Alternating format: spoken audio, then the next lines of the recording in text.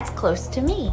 It debuted in 1986 for the World's Fair, and wow, look how nice it used to look. So the McPlan was for it to float the entire world, but interest in it fizzled out, you know, it was just a McNovelty. And the article said you could only reach it by boat, so that's really gonna limit your customer intake.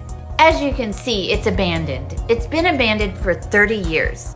But the current owners are putting $3 million into the McBarge, and they say the renovation should be done by the end of the year. But look, this article is 1 year old. That means that it should be renovated